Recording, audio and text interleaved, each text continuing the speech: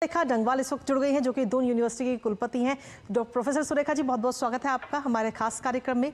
अब प्रोफेसर सुरेखा, अगर सीधे तौर पर अगर हम देखें तो इस बिल को आप कैसे देखती हैं, और इसके साथ ही महिलाओं की जब सशक्तिकरण होगा तो और नेतृत्व महिलाओं का बढ़ेगा, महिलाएं और नेतृत्व करती हुई नजर आएंगी। जो योजनाएं अभी महिलाओं के लिए बनाई जाती है, उन योजनाओं में भी महिलाओं की महत्वपूर्ण भूमिका होगी। लेकिन इसके साथ ही विपक्ष जो ये कह रहा है कि हम महिला आरक्षण पर तो साथ हैं, लेकिन परिसीमन पर कहीं ना कहीं कुछ विवाद इस समय नजर आता है। प्रोफेसर सुरेखा, बहुत बहुत धन्यवाद इस महत्वपूर्ण परिचर्चा को कराने के लिए। मेरा ये मानना है कि 1952 से 4.478 साल में केवल 13.67% रिप्रेजेंटेशन बढ़ पाया, और उसमें भी 2009 में हम डबल डिजिट परसेंटेज को पार कर पाए संसद में बैठने के लिए। तो निश्चित रूप से ये एक बहुत ही ऐतिहासिक दिन है, और इस ऐतिहासिक दिन में महिलाओं को जो 33% आरक्षण सुनिश्चित करने के लिए एक परिचर्चा, एक चर्चा, एक बहस सदन में होने जा रही है। तो मुझे लग रहा है ये केवल भारत के संसद का और राज्यों की विधानसभा का पॉलिटिकल लैंडस्केप नहीं बदलने जाएगा, ये पूरा सोशल फैब्रिक बदलने जाएगा, और उसके साथ इकोनॉमिक फैब्रिक बदलने जाएगा।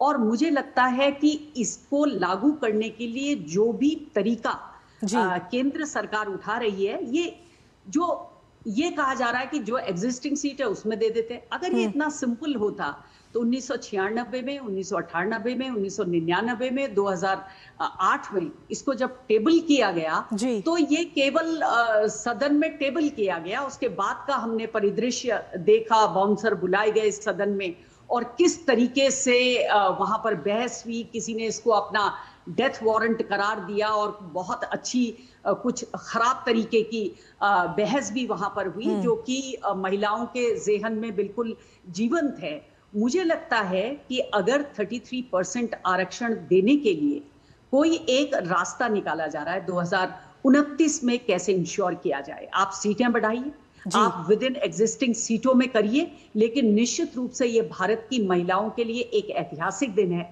इसको सभी सांसदों को बहुत खुशी से लेना चाहिए, मिलजुल कर फैसला करना चाहिए कि ये जल्दी से जल्दी कैसे आरक्षण मिले। और जो अभी चर्चा में जो चेयर प्रोफेसर हैं, उन्होंने बहुत अच्छी बात की कि पूरी पिच तैयार है। विमेन लेड डेवलपमेंट 2014 के बाद तो आप वाइस चांसलर ही देख लीजिए कि ऐसा लगता है हर जगह महिला वाइस चांसलर है, लेकिन उसके बावजूद भी केवल 10% महिला वाइस चांसलर हैं इस समय पूरे देश में। यानी बढ़ाने के बाद, विमेन लेड डेवलपमेंट करने के बाद, आपके CSIR में कलाई सिल्वी है, 85 साल के इतिहास में साइंस की इतनी महत्वपूर्ण संस्था एक महिला को सौंपी गई है। तमाम तरीके से विमेन लेड डेवलपमेंट को इंश्योर किया गया, और जो बहनें हमारी 73rd अमेंडमेंट और 74th अमेंडमेंट के तहत अर्बन बॉडीज में हैं और पंचायतों में हैं, वो महिलाओं ने अपनी भागीदारी सुनिश्चित की है। डिस्ट्रिक्ट डेवलपमेंट प्लान में भाग लिया है, ब्लॉक डेवलपमेंट प्लान में भाग लिया। तो मुझे लगता है कि इसको लागू करने के लिए किंतु परंतु का वो दौर खत्म हो गया, और 78 साल में ये बहुत ही अच्छा दिन विजन के साथ माननीय प्रधानमंत्री जी के नेतृत्व में बहनों को रिप्रेजेंटेशन देने का